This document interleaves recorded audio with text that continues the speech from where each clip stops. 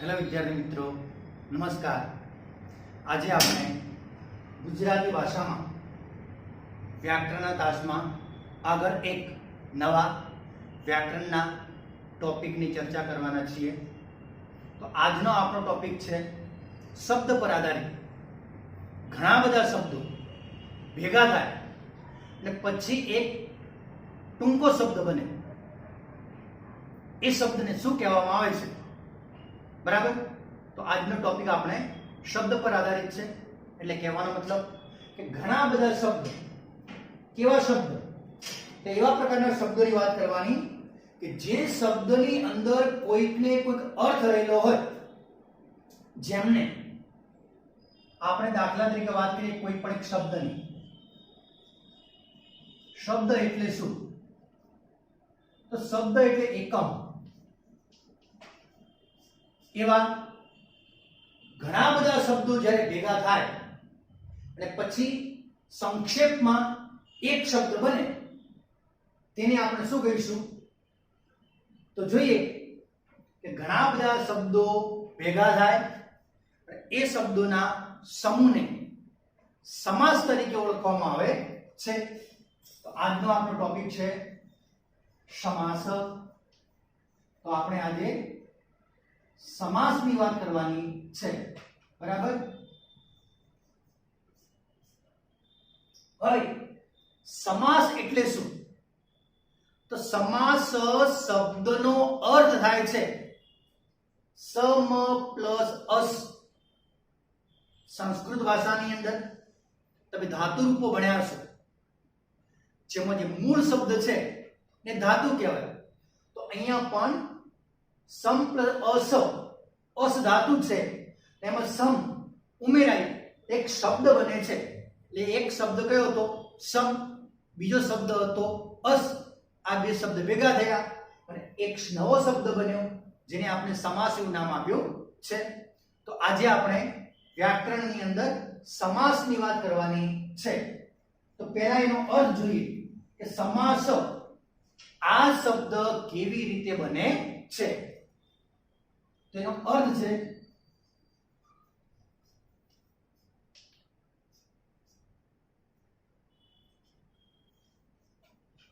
સમ plus અસ, જેમાં સમ એટલે સાથે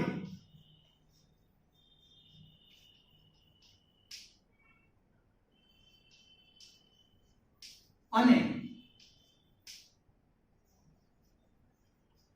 અસ એટલે બેસવું, મતલબ જોડાવું એમ પણ કહી શકાય. ફરીથી ધ્યાન આપો, શું કીધું છે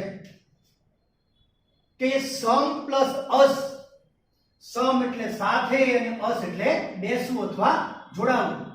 કે જ્યારે જુદા જુદા પદો કે શબ્દો એક સાથે જોડાય, ભેગા થાય કે સાથે બેસે, ત્યારે જે સમૂહ રચાય એ સમૂહને સમાસ એવું નામ આપવામાં આવ્યું છે. બરાબર. તો આ તો થયો સમાસ શબ્દનો અર્થ. તો અહીંયા શબ્દોનું જોડાવાની વાત કરવામાં આવેલી છે. એ કયા શબ્દની વાત આવે? કે જે શબ્દનો કોઈકને કોઈક અર્થ થતો હોય છે. અર્થાત આપણે તેની એક વ્યાખ્યા આપીશું. દાખલા તરીકે સમાસ એટલે શું? તો સમાસ એટલે જુદા જુદા અર્થો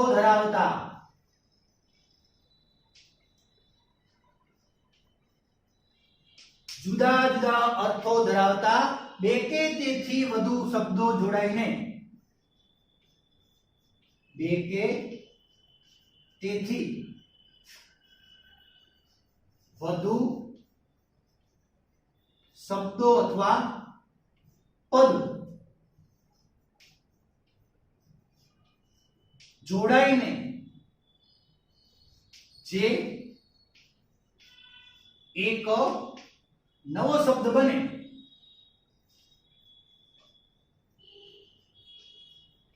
તેને સમાસ કહે છે.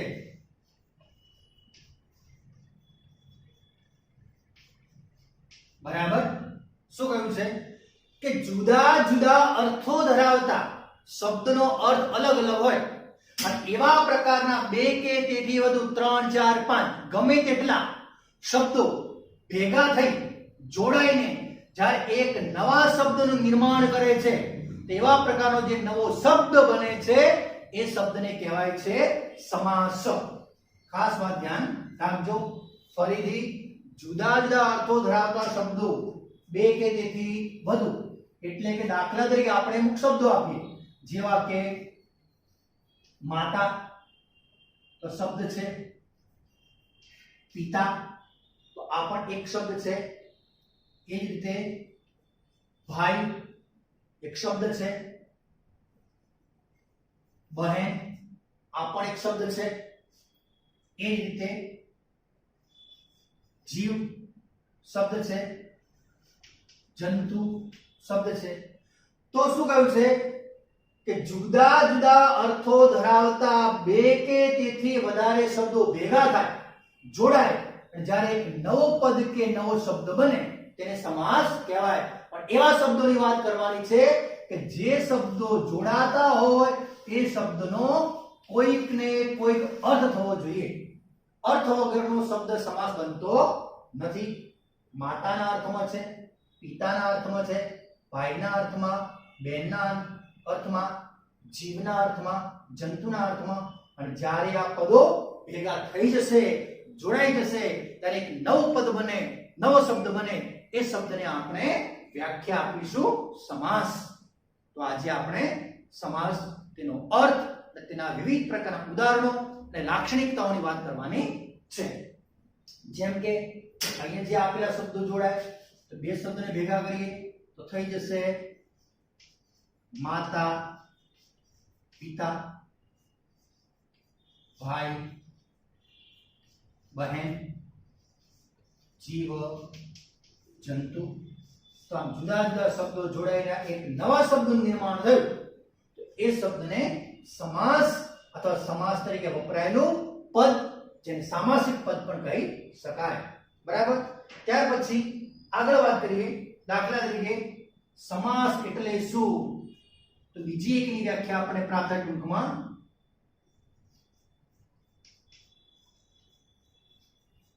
ઘણા બધા શબ્દોનો એક શબ્દ. ઘણા બધા શબ્દોનો એક શબ્દ એટલે શું કહીશું? સમાસ. ઘણા બધા. ઘણા બધા એટલે કેટલા? 2 3 4 તો ખરા, પરંતુ સમાસ બનવા માટે ઓછામાં ઓછા 2 પદ તો હોવા જ જોઈએ. તો સમાસનો આપણે વિગ્રહ કરી શકીએ. અને વિગ્રહ કરીએ ત્યારે 2 પદ છૂટા પડે ઓછામાં ઓછા. દ્વંદ્વ સમાસ હોય તો 3 પદ પણ છૂટા પડે, 4 પણ છૂટા પાડી શકાય. પરંતુ ઓછામાં ઓછા કેટલા પદ જોઈશે? તો 2. બરાબર. અને 2 પદ જોડાઈ એક નવું પદ બને તેને આપણે સમાસ એવું નામ આપેલું છે. ત્યાર પછી આગળ વાત કરીએ. દાખલા તરીકે કે ઘણા બધા શબ્દો જોડાઈને જે એક શબ્દ બને તેને સમાસ કહેવાય. ત્યાર પછી એમ પણ કહી શકાય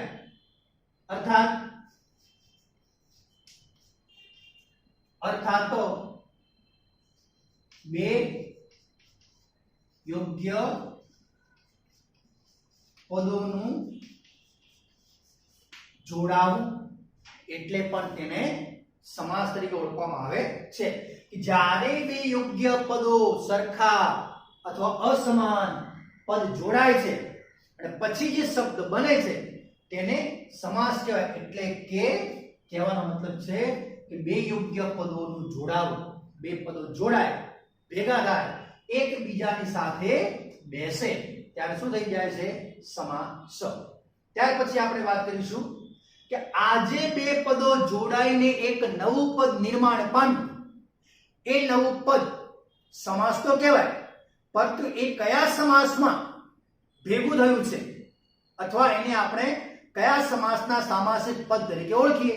તો એના માટે આપણે શું કરવું પડે કે જેટલા પદો જોડાયેલા હોય એ પદોને છૂટા પાડવાના, એટલે કે એનો વિગ્રહ કરવો પડે. અને વિગ્રહ એ તેની શું છે? એક લાક્ષણિકતા. એના આધારે આપણે સમાસ અને તેના ઉદાહરણો સાથે સમજી શકીએ. તો આપણે વાત કરીશું વિગ્રહની. તો સમાસનો વિગ્રહ એટલે શું? અર્થાત વિગ્રહ કોને કહીશું? તો સમાસનો વિગ્રહ એટલે કે સમાસ તરીકે વપરાયેલા સમાસ તરીકે વપરાયેલા પદોને છૂટા પાડવાની ક્રિયા.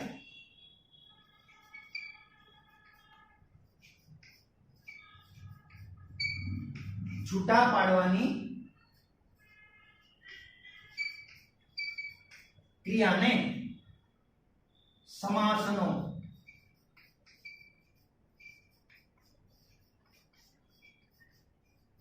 વિગ્રહ કહેવામાં આવે છે.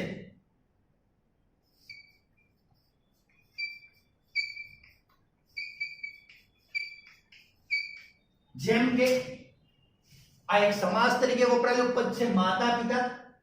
હવે આ પદને આપણે છૂટા પાડીએ ત્યારે બે શબ્દો છૂટા પડશે, જેને સમાસનો વિગ્રહ થયો કહેવાય. પણ આજે સમાસ તરીકે વપરાયેલા શબ્દો એ એક પ્રકારના તાળા છે, અને આ તાળાઓને ખોલવા માટે એને અનુરૂપ જે ચાવી હોય એ ચાવી લગાડવી પડે તો તરત જ તાળું ખુલી જાય. પણ જો આપણે કોઈ બીજી ચાવીથી ખોલવાનો પ્રયત્ન કરીએ તો ખુલતું નથી, અને કદાચ ખુલી જાય તો સમાસમાં પણ એવું જ છે, બે પ્રકાર પણ બની જાય. બરાબર? તો એની લાક્ષણિકતા અને તેના પ્રકારોની આપણે આગળ વાત કરીશું. ફરીથી તો સમાસ તરીકે વપરાયેલા પદોને છૂટા પાડવાની જે ક્રિયા છે એ ક્રિયાને સમાસનો વિગ્રહ કહેવામાં આવે છે. અને એક બીજી વાત કરીએ, સમાસના જે પદો છે આ જોડાઈને એક પદ બને છે એ પદને કહેવાય સામાસિક પદ. તો સામાસિક પદ એટલે શું?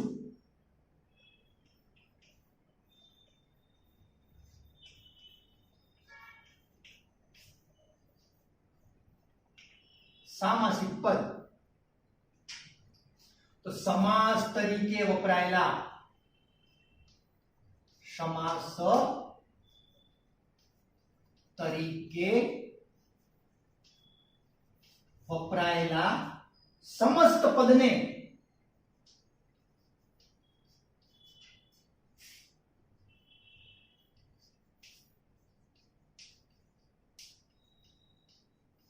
સામાસિક પદ કહે છે. કે સમાસના પદો જોડાઈને જે એક નવું પદ નિર્માણ પામે છે એ નવા પદને સામાસિક પદ કહેવાય, એટલે કે સમાસનું પદ. બરાબર? અને આ સમાસના પદને છૂટા પાડીએ એટલે સમાસનો વિગ્રહ થયો, અને વિગ્રહ યોગ્ય રીતે થાય તો આપણે સમાસને સરળતાથી ઓળખી શકીએ. અને વિગ્રહ કરવા માટે દરેકની જુદી જુદી ચાવી છે, એટલે એમ પણ કહી શકાય કે દરેક સમાસની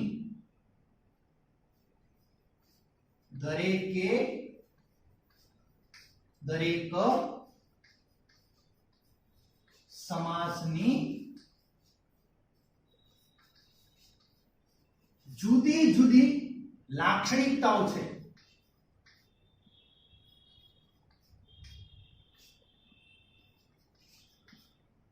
લાક્ષણિકતાઓ એટલે કે ચાવી.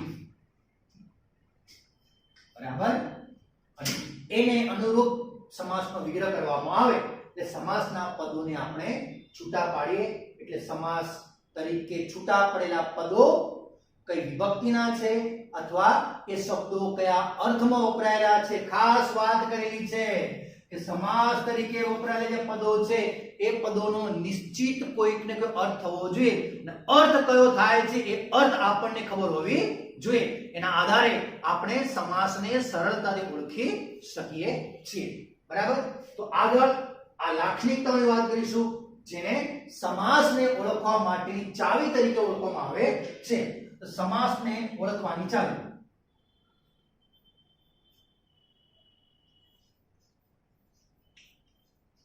સમાસને ઓળખવાની ચાવી એટલે કે લાક્ષણિકતા. બરાબર. તો સમાસને ઓળખવાની મુખ્ય બે ચાવી છે. એક તો સમાસનો વિગ્રહ અને બીજું છે સમાસના પદોને છૂટા પાડવા એટલે કે સંધિ કરવી. ખાસ વાત યાદ રાખજો કે સમાસને ઓળખવા માટેની કેટલી ચાવી છે? બે. એક તો પહેલી ચાવી છે કે સમાસના પદોનો યોગ્ય વિગ્રહ કરવો. સમાસ તરીકે વપરાયેલા પદોનો યોગ્ય વિગ્રહ કરવો. અને બીજું સમાસ તરીકે વપરાયેલા શબ્દોની સમાસ તરીકે વપરાયેલા શબ્દોની સંધિ કરવી. ત્યારે સંધિ છૂટી પાડવામાં આવે એટલે શબ્દો છૂટા પડે. એટલે સંધિ પણ કેવી રીતે છૂટી પાડવી? સમાસના પદોનો વિગ્રહ કરવો એટલે કે સમાસના પદોને છૂટા પાડવા, એ પણ એની લાક્ષણિકતાઓના નિયમ પ્રમાણે. આડેધડ શબ્દોને છૂટા પાડી શકાતા નથી. આડેધડ જો શબ્દોને છૂટા પાડવામાં આવે તો એ અર્થ બદલાઈ જાય. અર્થનો શું થઈ જાય? અનર્થ થઈ જાય. એટલે કે શબ્દો અપંગ બની જાય, પછી કોઈ કામ કરી શકે નહીં. જેમ કે આપણા શરીરના જે અંગો છે એ અંગોને આપણે યોગ્ય રીતે આકાર આપીએ તો એ અવયવ કામ કરે. પણ ગમે ત્યાંથી ગમે તે રીતે એને વાળવાનો પ્રયત્ન કરીએ, મચડવાનો પ્રયત્ન કરીએ, મચડે નહીં. જેમ કે સાંધો હોય, સાંધામાંથી આપણે હાથ, ડોક, પગ વગેરેને વાળી શકીએ, પરંતુ આપણે આડેધડ ગમે ત્યાંથી શરીરના અંગોને વાળવાનો પ્રયત્ન કરીએ તો શું થાય? અંગ તૂટી જાય, અપંગ થઈ જાય. એ પ્રમાણે સમાસના જે પદો છે એનો વિગ્રહ કરવામાં આવે, એને છૂટા પાડવામાં આવે ત્યારે યોગ્ય રીતે છૂટા પાડવા. એનો જે સાંધો હોય એ સાંધામાંથી છૂટા પાડવાનો પ્રયત્ન કરવો જોઈએ. દાખલા તરીકે હું તમને ઉદાહરણ આપીને સમજાવું છું કે દાખલા તરીકે આ પદ છે માતા પિતા. બરાબર. આ એક લાઈન છે. બરાબર. લાઈન લખતા લખતા હું અહીંયા પહોંચું છું અને પછી શબ્દ મોટો છે, એને મારે અડધો લખવો છે. તો અહીં માતા પિતા લખતા લખતા આવીએ છે એટલે માતા પિતા લખવાનું હોય તો માતા ડેશ કરી અહીંયા પિતા શબ્દ છે તેની શરૂઆત કરીશ તો યોગ્ય રીતે છૂટા પાડ્યા. પરંતુ જો હું અહીંયા માં તા પિતા તો એ શબ્દનું હનન થયું. કહેવાય શબ્દને આપણે જબરદસ્તી તોડ્યો, જબરદસ્તીને આપણે અપંગ બનાવી દો. એટલે કહેવાનો મતલબ કે શબ્દને જે જગ્યાએથી છૂટો પાડવાનો હોય એ મૂળ જગ્યાએથી જ છૂટો પાડવો તો એનો સાચો વિગ્રહ થયો કહેવાય. એટલે આપણે ખાસ કરીને સમાસની સંધિ કેવી રીતે થાય અને સમાસનો વિગ્રહ કેવી રીતે થાય આ સમાસને ઓળખવા માટેની મૂળભૂત રૂપે બે ચાવીઓ છે. એના આધારે આપણે સમાસના જુદા જુદા પ્રકારોની વાત કરવાની છે. બરાબર. તો આગળ જોઈએ. આ બધી વ્યાખ્યાન લાક્ષણિકતા ઉપરથી આપણે સમાસને જુદા જુદા ભાગની અંદર વહેંચીએ છીએ. એટલે કે સમાસના પ્રકારોની આપણે વાત કરવાની છે. બરાબર. તો સમાસના મૂળભૂત પ્રકાર કેટલા અને કયા કયા તો જોઈએ. સમાસના મુખ્ય પ્રકારોની અંદર એક આવશે દ્વંદ્વ સમાસ. ખાસ વાત દ્વંદ્વ દની નીચે વ આવે છે એ રીતે દ્વંદ્વ શબ્દ લખાય. અમુક દ્વંદ્વ પણ લખતા હોય છે તે ખોટું છે. બરાબર. બીજો પ્રકાર છે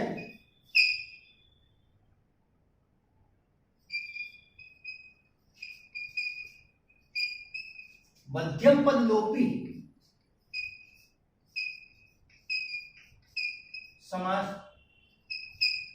ત્રીજા પ્રકાર તરીકે આપણે વાત કરીશું ઉપપદ.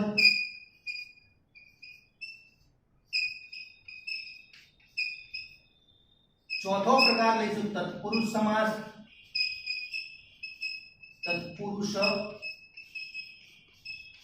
સમાસ.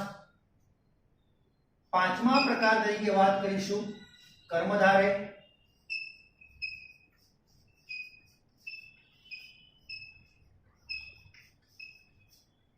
છઠ્ઠા પ્રકાર તરીકે વાત કરીશું દ્વિગુ સમાસ. સાતમા પ્રકાર તરીકે વાત કરીશું બહુવ્રીહી સમાસ. અને આઠમા પ્રકાર તરીકે વાત કરીશું અવ્યયભાવ સમાસ. તો મૂળભૂત રીતે સમાસના મુખ્ય પ્રકારો પાડવામાં આવે છે. તો ફરીથી સમાસના મુખ્ય પ્રકાર આ પ્રમાણે છે. દ્વંદ્વ સમાસ, મધ્યમ પદલોપી સમાસ, ઉપપદ સમાસ, તત્પુરુષ સમાસ, કર્મધારય સમાસ, દ્વિગુ સમાસ, બહુવ્રીહી સમાસ અને અવ્યયભાવ સમાસ. બરાબર. તો અહીંયા ફરી એકવાર હું તમને યાદ કરાવું છું કે કોઈ પણ પ્રકારના સમાસને યાદ રાખવા માટે એના આ જે નિયમો છે, એની જે લાક્ષણિકતાઓ છે, એટલું તમે યાદ રાખો તો ચોક્કસપણે ગમે તે પ્રકારનો સમાસ હોય એ સમાસને તમે સારી રીતે ઓળખી શકો. અને જો સમાસની અંદર તમને ખબર પડે તો આ સમાસ તમારા મિત્રોને પણ શેર કરજો, જેથી એ પણ કોઈ પણ પરીક્ષાની અંદર આ સમાસને સારી રીતે ઓળખાવી શકે. બરાબર. કોઈ પણ પરીક્ષાની અંદર સમાસ ખૂબ જ ઉપયોગી છે. તો ફરીથી સમાસ એ શું છે? તો જુદા જુદા પદો જોડાઈને એક પદ બને એને સમાસ કહેવાય. જે પદો જોડાયા હોય એ બધા જ પદો, બધા જ શબ્દોનો કોઈક ને કોઈ અર્થ હોવો જોઈએ. બીજું કે ઘણા બધા શબ્દોનો સમૂહ, કે ઘણા બધા શબ્દોના સમૂહનો એક શબ્દ, એને પણ કહેવાય છે સમાસ. એટલે કે એવા ઘણા બધા શબ્દો ભેગા મળે છે, એકબીજાની પાસે આવે છે, નજીક આવે છે અને પછી જે પદનું નિર્માણ કરે છે એને કહેવાય સમાસ. અને કોઈ પણ સમાસને ઓળખવા માટે સમાસનો વિગ્રહ ખૂબ જ જરૂરી છે. એટલે કે સમાસ તરીકે જે પદ વપરાય છે એ સામાસિક પદ કહેવાય છે, અને સમાસ તરીકે વપરાયેલા પદને છૂટા પાડવાની ક્રિયા છે એ ક્રિયાને વિગ્રહ કહેવાય. પણ વિગ્રહ કરતી વખતે ખાસ ધ્યાન રાખવાનું છે કે એ શબ્દોનો યોગ્ય રીતે ભાગ પડવો જોઈએ. બરાબર. આડેધડ જો સમાસના પદને છૂટા પાડીએ તો એ શબ્દ નષ્ટ થઈ જાય, એનો કોઈ અર્થ રહેતો નથી. અને બે પદ ભેગા થઈને બનેલું પદ જેને આપણે સમાસ કહીએ છીએ એ સમાસના પદને કહેવાય સામાસિક પદ. અને સમાસના જે પ્રકારો છે આ મુખ્ય, આ પ્રકારને ઓળખવા માટે એની મુખ્ય બે લાક્ષણિકતાઓને ખાસ ધ્યાનમાં રાખવાની.